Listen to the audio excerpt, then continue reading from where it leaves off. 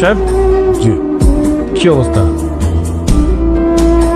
মানে আমার কাছে কেন চিঠি আসবে? আমি তো জবটা তো আমি করি অনেস্টলি। চিঠি কেন? আমি তো আরে তো চিঠিতে কি লেখা আছে সেটা খুলে তো দেখেন। স্যার আমি তো এখানে ভালো কথা, আপনারটা না তো? আমার কারোর সঙ্গে কোনো সম্পর্ক নাই sir.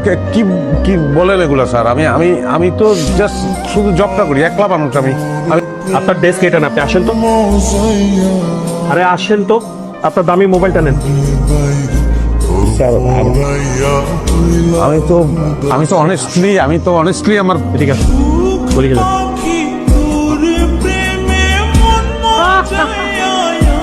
Who's Mocha? Mocha, I mean, আমাদের মোবারক স্যার। উনি তো এখন আমাদের বস। আপনারা ওনাকে নিয়ে বাজে মন্তব্য করাটা ঠিক হচ্ছে না। অদ্ভুত, মাসে 1 লক্ষ টাকা বেতন পেয়ে সেই টাকা দিয়ে কি করবে সেই টেনশনে ভীষণ টেনশন মোকা স্যার। আমাদের আরেক মকা টু। আচ্ছা আপা বলেন তো, এই মকার মধ্যে আর আমাদের মকা বসের মধ্যে কোনো পার্থক্য আছে কিনা? ম্যাডাম, আপনি আমার মকা স্যারের সাথে মিলাইলেন কেন? কারণ আপনার নাম মোকলেস আর আমাদের বসের নাম মোবারক, এই জন্য। শোনেন, আমাদের স্যারের দেশে দুনিয়ার একটা ভালো মানুষ, বুঝছেন ম্যাডাম? আপনি আমার স্যারকে এখনো চেনেন নাই, বুঝতে পারছেন? টাকা আমি কিভাবে খরচ করবো দেখেন। মানে আমার তো বাসা ভাড়া, ইলেকট্রিসিটি বিল টিল মিলিয়ে 20,000 টাকা, আর ওইদিকে বাজার খরচ, এই যাতায়াত সব মিলে 30। এখন আমার কাছে আপনার জন্য একটা বেস্ট সলিউশন আছে, বিয়ে করে ফেলেন। আচ্ছা ভাই, অফিস সেটার কাউকে কি পছন্দ হয় নাকি আপনার?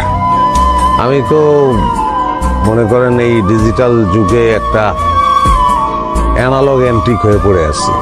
কোনো মেয়ে যদি আমার সঙ্গে একবার কথা বলে 2 মিনিট, সে দ্বিতীয়বার আমার সঙ্গে সাক্ষাৎ করবে না। স্বাভাবিক এটাই।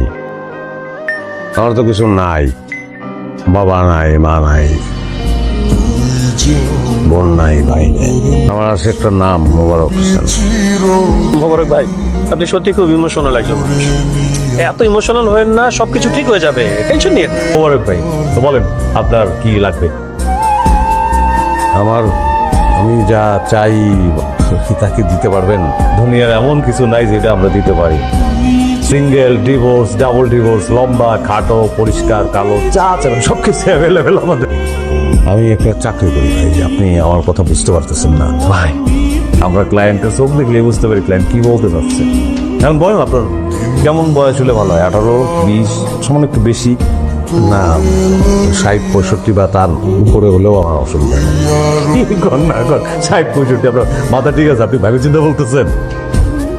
জি, আমি বিবাহ করতে আসিনি ভাই। আমাদের এই দেশে তো লিভ টুগেদার আইন কিন্তু আমি জানি সেটা, আমি এটা জানি। আমি আসলে বাবা মা চাই। বাবা মা বিয়ে করলে তো কন্যার সাথে বাবা মা কি পাবেনি? না, শ্বশুর শাশুড়ি। আমি আমার বাবা মা চাই। মানে আমার বাবা মা নাই।